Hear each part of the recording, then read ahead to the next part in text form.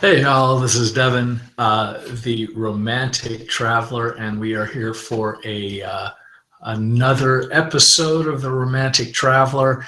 I'm excited to be here, although it is, if you are in Los Angeles today, you probably know that it is almost bordering on dreary and an overcast day. But the good news is that today it's 12, which was my goal to be absolutely on time. And I'm hoping if I do another couple like dead on 12s, I will open this up and send out links so we can all get together at this time every Wednesday as my earphones pop out. So there is a lot going on. I'm excited. We're in the middle of our Mystical Solutions to Modern Love program. That's going really fantastically. Lots of other exciting promotions going on. My wife is in the middle of something which I will tell you more about in the coming weeks. And what? So we have a couple things to discuss today, but first we're going to get to our question, this week's question about love and romance, which comes from Sharon, who writes, "How can I overcome my bad relationship past and be open to love again?" I would like to, but when I'm around strangers, my insecurities sets in. I'm not good enough, or they wouldn't find me interesting. Thanks. Thanks for reaching out, Sharon. And I'm sorry that you have feelings about that. Where I come from, after studying the mysteries in Kabbalah for the last over 20 years. One thing I can tell you for absolute certainty, that we all are remarkable and unique. And you should cut yourself some slack. And here's the funny thing. When you study Kabbalah, you understand, and I don't, wait, I may have it down here. I do. I had it from a class that I was teaching. So here is the tree of life. And if you see the white globe at the top, that one's Kether. And the ideas there have much more to do with the notions of what we believe the divine to be about. Think of it as about unity and compassion and ideas around love.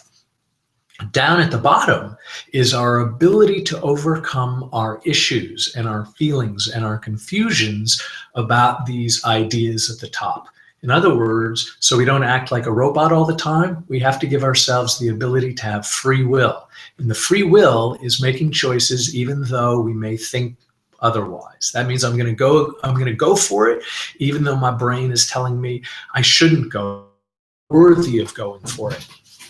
Furthermore, Sharon, I would suggest to you that, our main goals is just like the reason why we exist is to actually show love. It's kind of a way that from a religious perspective, we can worship God, we can worship the divine. And if you're a complete atheist, we can worship our sort of like our innermost highest self, if you will. So it's really not a religious notion, it's really a love notion. And I think that's sort of like our larger aim and our goal. So honestly, be nice to yourself, go out into the world and just be open. The inner dialogue that you have is not telling you the truth. And I guarantee you, once you start going out into the world in spite of your feelings, I think you're going to have some wonderful experiences that will justify this. The success will beget itself. So I wish you luck, and thank you so much for reaching out, and I wish you nothing but happiness and success moving forward. So I think what I was told to do, this was a suggestion for anybody who's doing this. I've already sort of like missed my allotted time, but the idea is that when you start your video series, that you always start out sort of like talking about yourself. And I'm kind of doing that anyway, I suppose, but I think it was more like, here's the biography portion of it, like when you write down 0001 on your very first video or podcast, whatever it may be that you really talk, you give your bio. And I've been sort of doing that all along, but I think I'm going to do it in little bits and pieces here and there. And today is one of those bits. And today's topic is, why am I getting married 100 times in 100 countries to the same person? Yes, I know that's a little bit of a stretch. It would probably be more fun, I suppose, if I was a guy getting married to 100 different women. But the good news is I love my wife a whole lot. And so the basic story is this. When we got married, it was wonderful. And long story short, for those who don't know, I'm in the travel industry. I've been writing and publishing and editing travel for the last 15 years or so. And I was on an assignment in Puerto Vallarta, Mexico. And it was absolutely beautiful. As a matter of fact, we stayed at the Magna, I think, a Marriott Magna. It was absolutely stunning, extraordinary. And so my wife ended up coming on the assignment, which, so to some degree, it was kind of like a work/honeymoon kind of thing.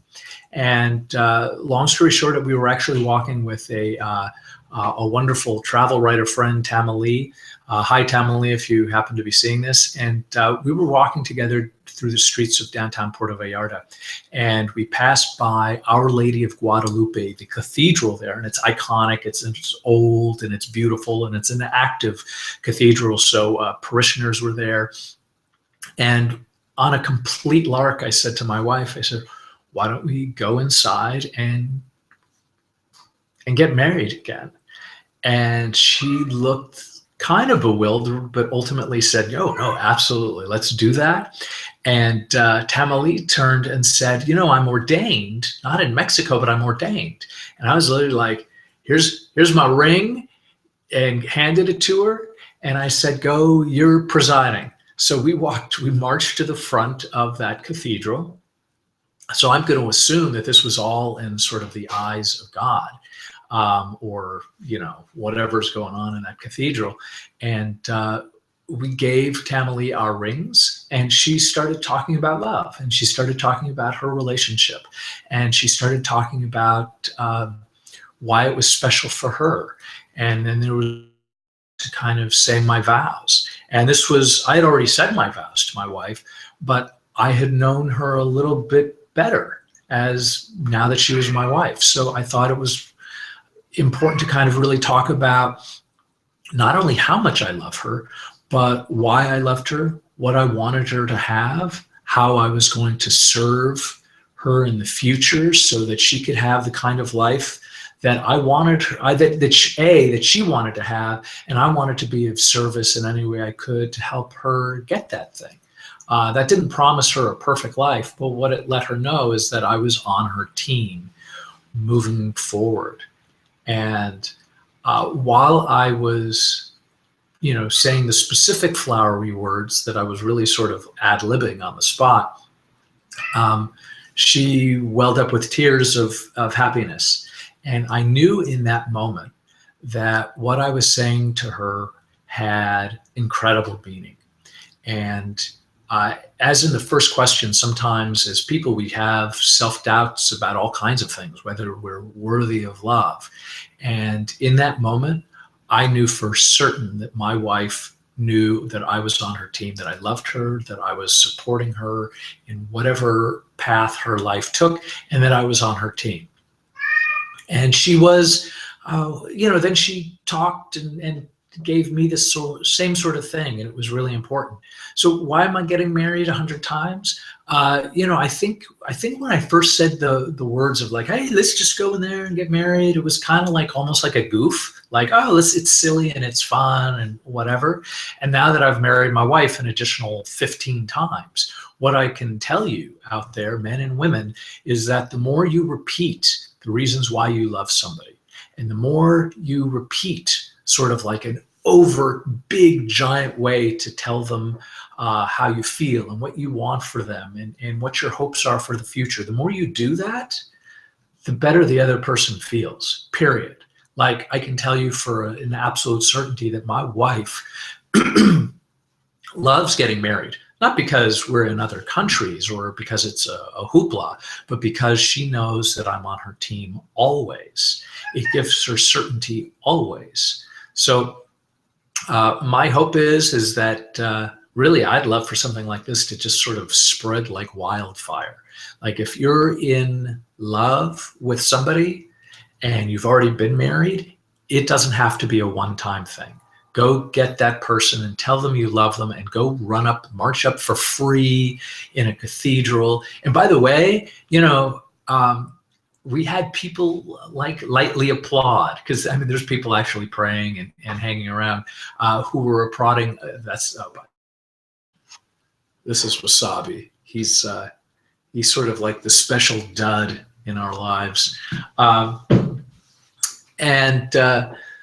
So I can tell you that it was one of the best choices that I've ever made. And knowing that my wife feels confident and supported on a very regular basis, like in a special grand way, is wonderful. And I can also tell you that the vast majority of our weddings, so to speak, were really done incredibly inexpensively. So we don't need a grand wedding here that costs $50,000, $60,000. Although if we ever have one of those, then I'm sure it'll be wonderful. But it doesn't have to be a goal. That special day can be many, many, many special days that can be done on regular intervals to kind of include the changes that we've become as people, and we can keep planning our future together through these sort of grand ceremonies. Anyway, that's what I got this week. Thank you so much. I'm going to be back here next Wednesday at noon. Until then, if you're having relationship issues or you need additional insights, there's a whole developing slew of stuff that's coming down here at DevinGalliday.com. I hope you check it out. And I'm Devin Galliday, and thank you so much for watching, and I hope to see you guys next week. Thanks so much.